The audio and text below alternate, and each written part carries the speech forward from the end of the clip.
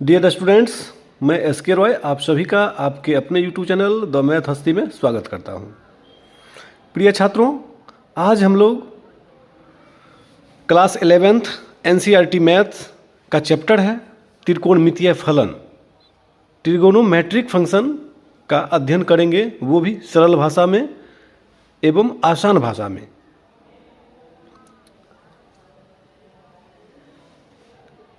Dear students, आपको मैं बता दूं कि अभी आप 11th के चैप्टर ट्रिगोनोमेट्रिक फंक्शन पढ़ने वाले हैं।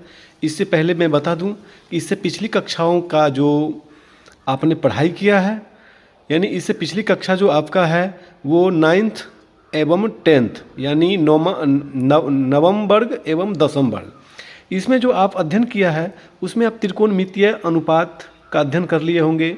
त्रिकोणीय अनुपात का मतलब dear students sine theta cos theta tan theta cot theta sec theta cosec theta और ऊंचाई दूरी हाइट एंड डिस्टेंस का भी अध्ययन करेंगे। तो डियर स्टूडेंट्स, पढ़ने से पहले आपको मैं बता दूं कि त्रिकोणमितीय फलन यानी ट्रिगोनोमेट्री जो गणित का एक ब्रांच है, वो पढ़ने से आपके जीवन में इसका उपयोग कहाँ कहाँ आप कर सकते हैं। तो सबसे पहले कुछ इंट्रोडक्शन आप समझ लीजिए।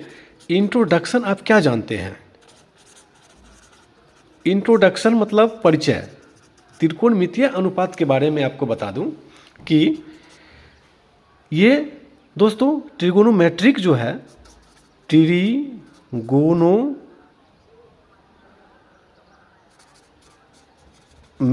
ये दो शब्द ग्रीक शब्दों से मिलकर ये बना है, जो कि पहला होता है डियर स्टूडेंट्स ट्रिगोन और प्लस मेट्रोन। मतलब ट्रिगोन का मतलब आपको हो गया ये क्या, इसका मतलब समझिए आप त्रिभुज, और इसका मतलब मत जानना है माप, यानी त्रिकोण प्लस मिति, यानी त्रिभुज का माप हम लोग ट्रिगोनोमेट्री के द्वारा कर सकते हैं। इससे पहले मैं बता दूं कि ये जो त्रिकोणमिति है, ये त्रिकोणमिति का खोज का अभिप्राय किसको जाता है, किस गणितज्ञ को जाता है? त्रिकोणमिति जो गणित का एक ब्रांच है, इसकी खोज आर्यभट्ट महोदय को जाता है। आपको बता दूं कि आर्यभट्ट महोदय ने अपना योगदान गणित विज्ञान के रूप में बहुत ही बेहतरीन दिए हैं, जो कि हम लोग उसी के द्वारा दी हुई गणित में वरदान को अध्ययन करते हैं। जैसे जीरो का आविष्कार आर्यभट्ट महोदय ने किए, दार्शनिक पद्धति का खोज आर्यभट्ट महोदय ने किए। इसके बाद दोस्तों पाई का मान 22/7 का खोज आर्यभट्ट महोदय ने किए। त्रिकोणमिति का खोज आर्यभट्ट महोदय ने किए हैं। तो चलिए, ये ट्रिगोनमिति यानी त्रिकोणमिति की व्युत्पत्ति जो है ग्रीक शब्दों से हुई है, जो कि ट्रिगोन और मेट्रोन होता है। तो सबसे पहले दोस्तों पूर्व में इसका जो खोज किया गया, इसका उपयोग हम किस क्षेत्र में करते हैं? एक तो त्रिकोणमिति के क्षेत्र में करते हैं, मतलब किसी भी आकृति 3 साइड का है उसका हम लोग अवलोकन कर सकते हैं। दूसरी आप ये समझिए कि त्रिकोणमितीय फलन का जो है त्रिकोणमिति का जो पहले के ज़माने में इसका उपयोग किया जाता था कि ज्यामितीय समस्याओं को हल करने में, यानी कि दोस्तों ज्यामितीय समस्याओं, यानी इसमें आपको त्रिभुज वगैरह सब आ जाएगा, ठीक है। इसके बाद और क्या क्या होता था? आपको समुद्री यात्रा के कप्तानों के द्वारा इसका उपयोग किया जाता था। समुद्री यात्रा के कप्तानों के द्वारा। इसके अलावा भी दोस्तों किया जाता था सर्वेयर के द्वारा, यानी किसी भी भूभाग का नक्शा बनाना है, उसके बारे में जांच करना है, तो हम लोग ट्रिगोनोमेट्री के मदद से आसानी से बना सकते थे, ठीक है।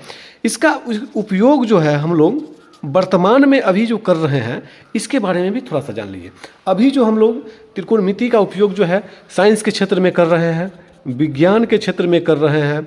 इसके बाद दोस्तों आपको मैं बता दूं कि अणु का अवस्था के बारे में अध्ययन करते हैं। अणु का अवस्था, इसके बारे में दोस्तों हम लोग अध्ययन करते हैं इसमें कि भूकंप के झटके भूकंप के झटके। इसके बाद है दोस्तों विद्युत परिपथ की डिजाइन, विद्युत परिपथ की डिजाइन। इसके बाद दोस्तों समुद्र भाटा में, आप समुद्र के किनारे कभी आप गए होंगे तो आपको क्या होगा कि ज्वार भाटा आया होगा। ज्वार भाटा का माप भी हम लोग इसको कर सकते हैं। समुद्र के ज्वार भाटा के बारे में पूर्वानुमान लगा सकते हैं, उसका अंदाज़ा लगा सकते हैं। ठीक है दोस्तों, इसके अलावा मैं आपको बता दूं कि इसका उपयोग जो है संगीतिक लय, यानी आप संगीत का आनंद लेते हैं तो संगीतिक लय का पता आप लगा सकते हैं त्रिकोणमिति के द्वारा। आपको सिंपल है, इतना चीज़ आपको समझ में आ गया। चलिए दोस्तों, आज हम लोग आपको ये बता रहे हैं कि इसमें ध्यान देने वाली बात ये है कि आपको जो 10वां तक पढ़े हैं उसका बेसिक कॉन्सेप्ट को रखते हुए हम लोग जो आपको पढ़ना है 11th चैप्टर में उसके बारे में अध्ययन करते हैं। अध्ययन करने के लिए दोस्तों आपने 9th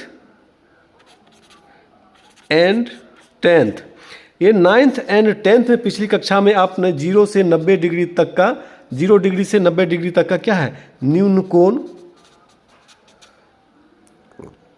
प्लस ऊंचाई दूरी का अध्ययन कर चुके हैं। ऊंचाई दूरी का अध्ययन कर चुके हैं, आपने इसके बारे में अध्ययन कर लिया है। अब हम लोग नया सिरा से आज का टॉपिक आपका हम शुरू कर रहे हैं, ध्यान से देखें।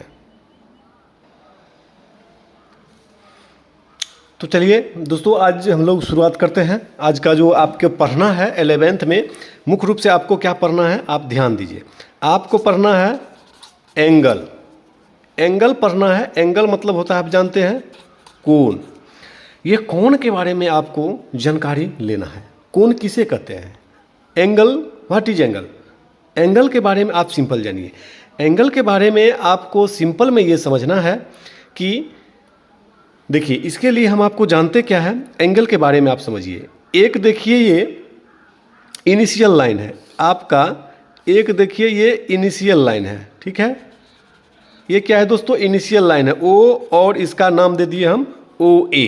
क्लियर है दोस्तों।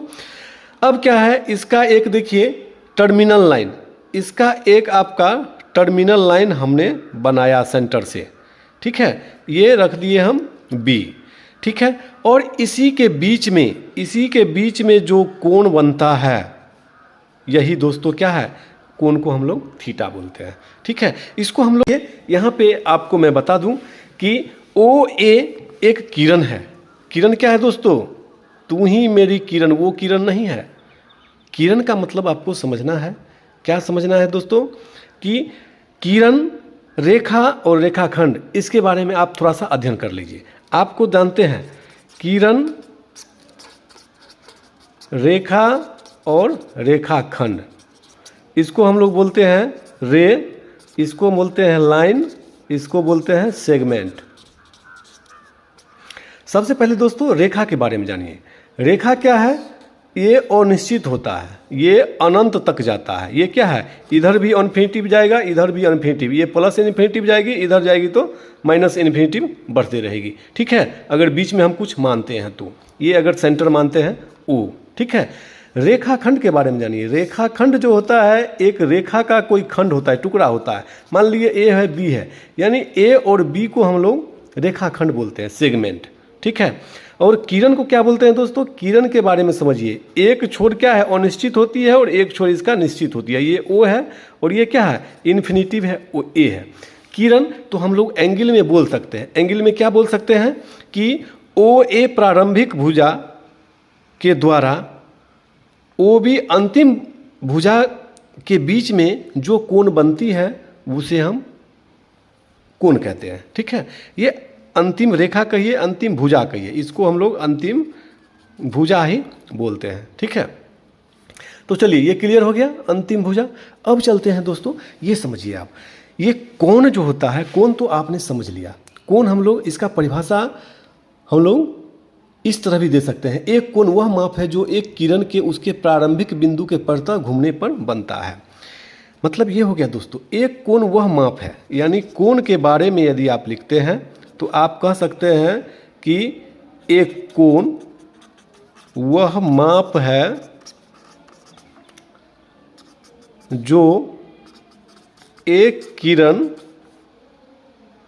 है कौन, OA, एक किरण के उसके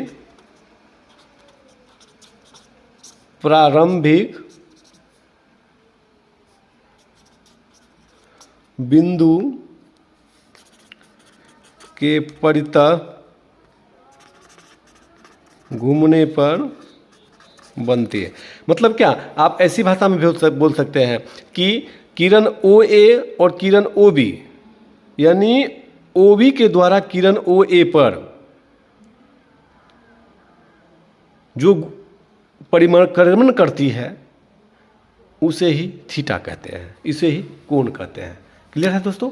तो चलिए अब आगे बोलते हैं। आगे क्या है, कोण के बारे में समझिए। कोण जो है क्या होता है, कोण कैसा कैसा होता है आप समझिए। कोण एंगल जो है आपको क्या होता है, एक तो दोस्तों होता है धनात्मक कोण, एक होता है ऋणात्मक कोण, यानी पॉजिटिव एंगल और एक निगेटिव एंगल। ठीक है, तो धनात्मक और कोण और ऋणात्मक कोण के बारे में आप जान लिए। आप सबसे पहले जानिए कि आपने क्लास 10th में अक्षांश अर्धांश पढ़े हुइएगा, क्वाड्रेंट। ठीक है, तो क्वाड्रेंट अगर मान लीजिए दोस्तों O है, ये O है और यहाँ से यहाँ तक ये है 0 डिग्री। ये कितना है दोस्तों, 0 डिग्री। हम 0 डिग्री से ऊपर जाएंगे तो क्या होगा, ऐसे घूमेंगे, यानी ये मेरा देखिए ये है यहाँ पे, ये मेरा दाहिना हाथ है, ये बायां हाथ है। ऊपर जाएंगे बायां हाथ की तरफ, नीचे जाएंगे तो दाहिना हाथ की तरफ। तो ऊपर देखिए दोस्तों, यहाँ पे दो दिशा यहाँ होता है। क्या होता है, नीचे यदि आते हैं और ऊपर जाते हैं। तो ऊपर यदि आप जाते हैं तो ऊपर जाने के लिए क्या करते हैं आप, देखिए नीचे आते हैं तो नीचे आपका क्या हो गया दोस्तों, दायां वर्त हो गया। नीचे आपका क्या हो गया, दायां वर्त, और ऊपर जाते हैं तो बायां वर्त। चूंकि बायां हाथ ऊपर है, इधर है मेरा, दाहिना हाथ नीचे है, इसको बोलते हैं बायां और इसको बोलते हैं दायां। जब ये 0 डिग्री से नीचे यदि हम लोग आते हैं तो आपको ये समझना है कि 0 डिग्री से नीचे आएंगे तो इसको हम लोग थीटा को माइनस थीटा बोलते हैं। क्या बोलते हैं दोस्तों, थीटा को माइनस थीटा। अब बताइए हमको कि हमको यहाँ से यहाँ तक आना है। ठीक है, तो क्या होगा, यहाँ बनेगा आपको प्लस में 90 डिग्री। ठीक है, अगर हम यहाँ से यहाँ तक आते हैं तो यहाँ बनेगा माइनस में 90 डिग्री। बनेगा कि नहीं, बताइए। क्लियर है? यानी यहाँ पे आपको दो चीज़ समझना है। घड़ी की दिशा आप जानते हैं ना, घड़ी कैसे चलती है बताइए। घड़ी आपका चलती है ऐसे, टिक टिक टिक टिक टिक, और उल्टा हो गया ऐसे। तो उल्टा जब आप जाइएगा तो पॉजिटिव कोण बनेगा, और सीधा यदि आइएगा क्लॉकवाइज में तो निगेटिव कोण बनेगा। क्लियर है?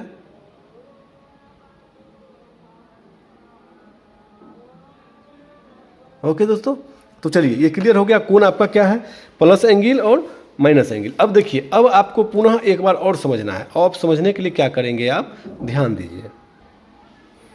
तो चलिए दोस्तों, धनात्मक कोण और ऋणात्मक कोण ये क्लियर हो गया। धनात्मक कोण और ऋणात्मक कोण का कुछ हम लोग डायग्राम बनाते हैं। ठीक है, डायग्राम बनाने के लिए आपको समझना क्या है कि समझ जाइए कि कोण का निर्माण यदि करना है तो कोण का निर्माण करने के लिए आपको करना क्या है। देखिए, सबसे पहले समझिए कि हमको कोण बनाना है, कोण का निर्माण करें। क्वेश्चन भी हो सकता है, मान लीजिए, जैसे मान लीजिए दोस्तों ये 360 डिग्री। ठीक है,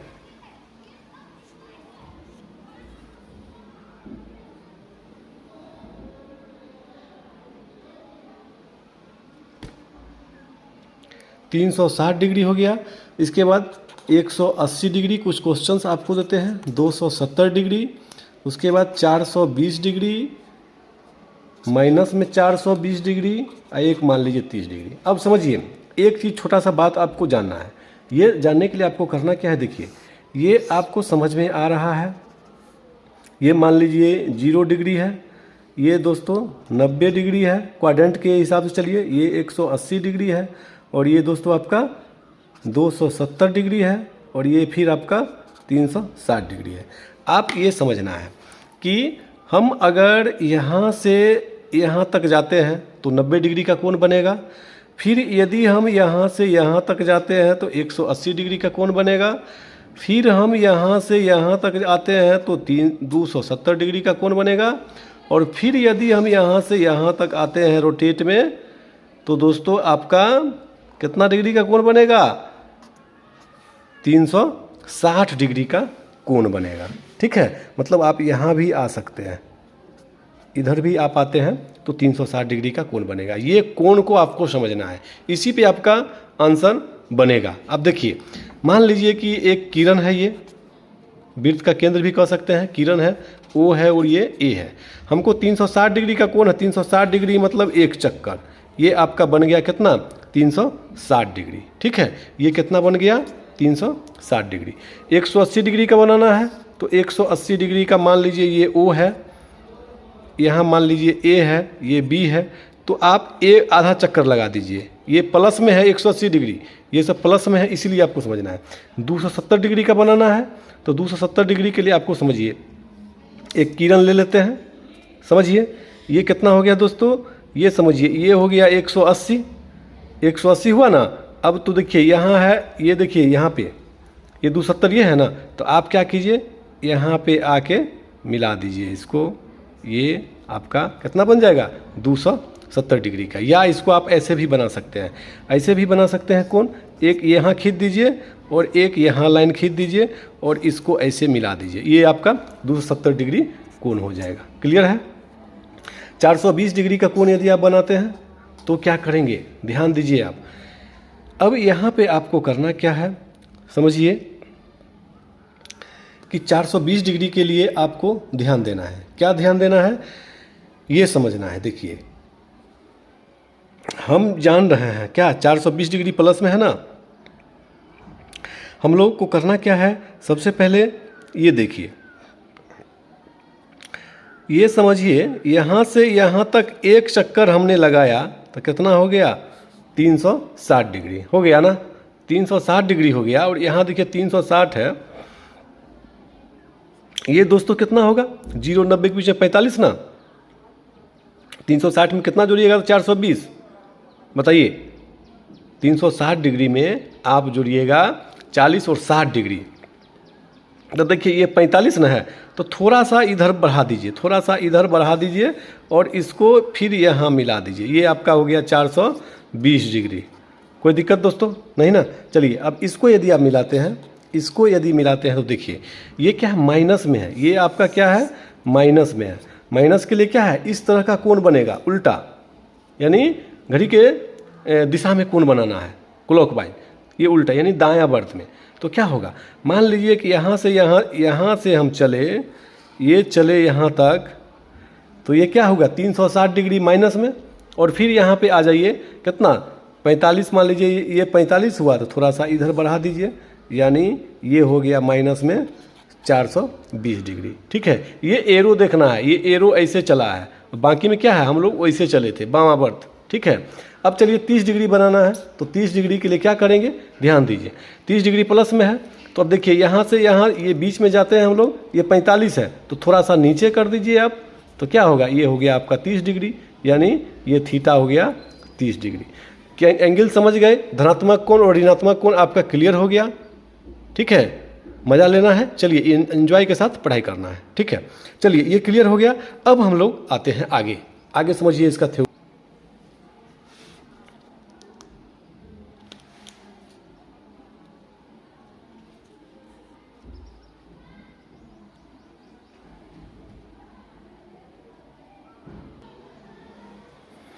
चलिए दोस्तों, हम लोग धनात्मक कोण ऋणात्मक कोण के बारे में समझ गए। अब हम लोग आते हैं कि कोण का मात्रक क्या होता है। ठीक है, यानी कोण का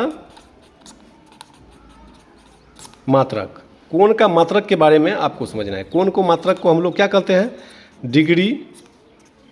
ठीक है, डिग्री मिनट सेकेंड। एक दूसरा मात्रक होता है दोस्तों रेडियन। तो डिग्री मिनट सेकंड के बारे में, डिग्री बड़ा होता है, डिग्री से बड़ा मिनट होता है, मिनट से बड़ा सेकंड होता है। क्यों?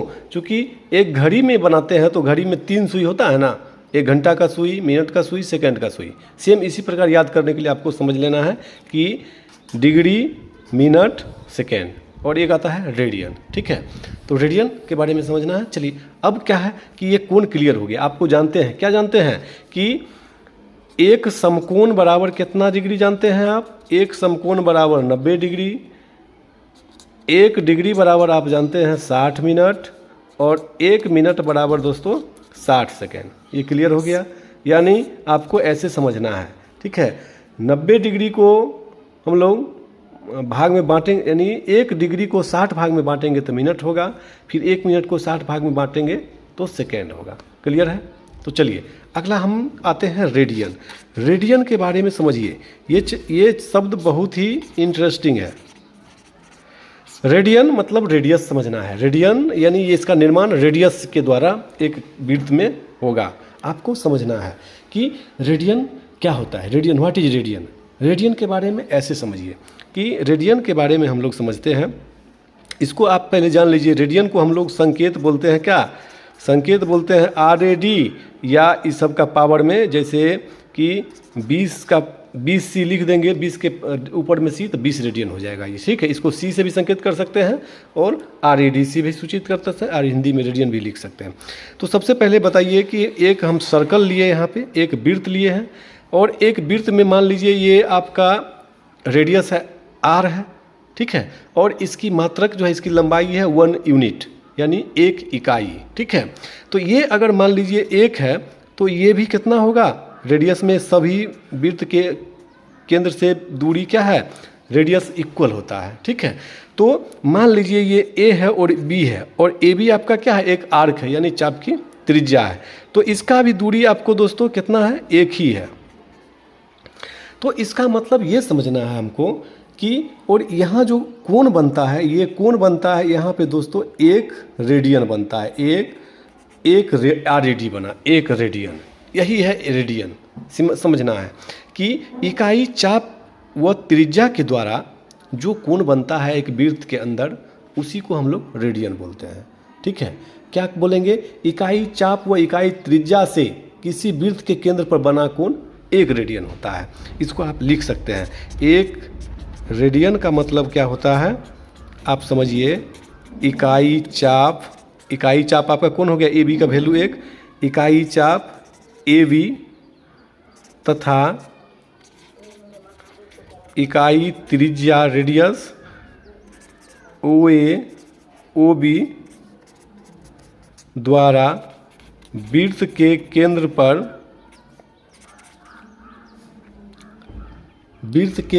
पर बना कोण 1 रेडियन होता है। ठीक है, यही आपका रेडियन माप है। क्लियर है? तो हमको यहाँ पे ये समझना है। ये इसके बारे में और समझिए। इसके बारे में अगर मान लीजिए और समझते हैं दोस्तों कि रेडियन के बारे में समझिए, ये अगला पूरे चैप्टर ये आपका चलेगा। ठीक है, अगर मान लीजिए यहाँ पे ये समझिए कि ये है आपका, ये समझिए O है, A है, B है।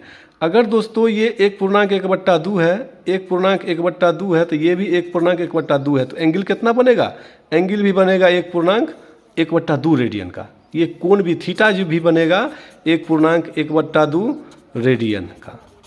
ठीक है, इसका मतलब आपको ये समझना है। अब ठीक इसी प्रकार दोस्तों, इसी प्रकार आपको ध्यान देना है। जैसे अब देखिए माइनस में कैसे भी बनता है, माइनस में भी बनता है, आपको पता है ना। मान लीजिए दोस्तों ये है, और नीचे हम दे दिए, ये मान लीजिए 1 है, ये 1 है, ये 1 है, ये OAB, तो ये थीटा क्या बनेगा? थीटा होगा ये -1 रेडियन। 1 रेडियन क्यों होगा? क्योंकि यहाँ से हम लोग नीचे की ओर आ रहे हैं, यानी घड़ी के दिशा में जा रहे हैं ना। घड़ी ऐसे चलती है ना, तो घड़ी की दिशा में हमेशा नेगेटिव कोण बनता है दायां वृत्त में, और बायां वृत्त में क्या है? पॉजिटिव कोण बनता है। क्लियर है दोस्तों? तो चलिए अगला आपको ये समझना है। देखिए ये जितना हुआ 1.1/2, यानी रेडियस भी वही था, तो आपको अब ये समझना है, समझना क्या है कि हम तो ये कह सकते हैं थीटा बराबर, ये कह सकते हैं थीटा बराबर L/R, यानी रेडियन बराबर होता है चाप बट्टे त्रिज्या। ये तो क्लियर है, चाप बट्टे त्रिज्या। तो यहाँ पे कोई भी दो चीज़ मालूम रहेगा, थीटा का मान क्या है, थीटा जो होगा रेडियन में ही होगा, आपको ये समझना है। क्लियर है? चलिए अब हम आगे आते हैं, आगे बढ़ते हैं। आगे क्या है, चलिए अब आगे सर्कल में एक रेडियस होता है, एक सेंटर पॉइंट होता है O। अगर दोस्तों ये OA है, अब जान रहे हैं कि इसका सरकमफरेंस क्या होता है, इसकी विड्थ की परिधि क्या होता है। विड्थ की परिधि आप जान रहे हैं क्या चीज़, अगर इसका मान लीजिए 1 है रेडियस का वैल्यू, तो विड्थ की परिधि क्या होगा, विड्थ की परिधि बोलिए सरकमफरेंस क्या होगा C, यानी C क्या 2πr होता है ना। अगर हम r का वैल्यू 1 रख दिए 2π × 1 यानी 2π, तो ये विड्थ की परिधि हुआ दोस्तों। ये क्या हुआ, विड्थ की परिधि। विड्थ की परिधि का मतलब समझिए विड्थ का एक चक्कर, एक रिवोल्यूशन जो लगता है वो कितना 2π होता है विड्थ की परिधि। अब एक चक्कर में क्या, एक चक्कर में एंगल कितना बनता है, एक चक्कर में एंगल बनता है 360 डिग्री। ठीक है, तो एक चक्कर में 360 डिग्री बनता है, तो दोनों इक्वल होगा, क्योंकि एक चक्कर में 2π परिधि से विड्थ की परिधि घूमती है मान लीजिए। तो चलिए एक अगर यूनिट डिजिट है, यूनिट डिजिट यदि है तो यूनिट डिजिट में आपको समझना है कि इसका 2π हुआ, तो इसीलिए आप लिख सकते हैं क्या चीज़, और एक चक्कर में 360 डिग्री का कोण बनती है, इसी लिखिए 2π बराबर 360 डिग्री। यहाँ पे आप क्लियर है, ये चीज़ तो समझ गए आप। इसको हम लोग बोलते हैं क्या चीज़, 2π रेडियन बोलते हैं। ये क्या है दोस्तों, ये है आपका रेडियन। अब देखिए इसी का खेला समझना है कि 2π रेडियन बराबर 360 डिग्री। समझिए यहाँ पे 2 से 2 कट जाएगा तो ये हो जाएगा 180, यानी pi radian is equal to 180 degree. अब आपको यहाँ पे ये समझना है पाई रेडियन बराबर 180 डिग्री, तो आपको समझिए पाई जिंदगी भर याद रहेगा, पाई रेडियन बराबर 180 डिग्री। तो देखिए दोस्तों अगर हम इसके नीचे भी 2, इसके नीचे भी 2 रखते हैं, पाई बट्टा 2 रेडियन बराबर कितना होगा, इसमें 2 से भाग दीजिएगा 90 डिग्री। समझिएगा इसको। फिर अगर दोस्तों इसी में ये मास्टर फार्मूला हो गया, ये क्या है दोस्तों, ये मास्टर फार्मूला हो गया, इसी को आपको समझना है। अगर हम यहाँ इसमें 4 से भाग देते हैं, समझिए पाई बट्टा 4 कर देते हैं, तो 180 में 4 से भाग दीजिए कितना होगा, तो 4 चौका 16, 4 पंचे 20, 45 डिग्री, 45 डिग्री होगा। अब ठीक इसी में हम 6 से भाग देते हैं, समझिए इसको, पाई यानी ये इक्वेशन 1 में अगर हम 6 से भाग देते हैं तो 180 में हम 6 से भाग देंगे तो 6 त्रिक 18 यानी 30 डिग्री, कोई दिक्कत नहीं। चलिए अब आपको समझना क्या है, अब इसके बारे में समझिए। अब इसी में आप क्या करते हैं कि 270 डिग्री का निकालेंगे, 500 डिग्री का निकालें, कुछ निकालें, तो आपको करना क्या होगा, ये मास्टर फार्मूला को आपको लेके चलिए। मास्टर फार्मूला को लेके चलने से पहले आपको यहाँ ध्यान दीजिए कि पाई रेडियन बराबर 180 डिग्री, तो समीकरण 1 से आप समझिए, समीकरण 1 से, ठीक है, ये ही मास्टर फार्मूला, कुछ याद नहीं करना है। Pi radian is equal to 180 degree, तो 1 रेडियन का वैल्यू क्या होगा, 180 बट्टा पाई डिग्री होगा। ये मास्टर फार्मूला क्लियर है, ये मास्टर फार्मूला हो जाएगा ना। तो चलिए अब समझिए, अब यहाँ समझना है। फिर इसी से हमको लिख सकते हैं 180 डिग्री बराबर पाई रेडियन, तो 1 डिग्री का वैल्यू कितना होगा बताइए, पाई बट्टा 180 गुने रेडियन यानी रेडियन। ये मास्टर फार्मूला हो गया, सिंपल ध्यान रखना है दोस्तों।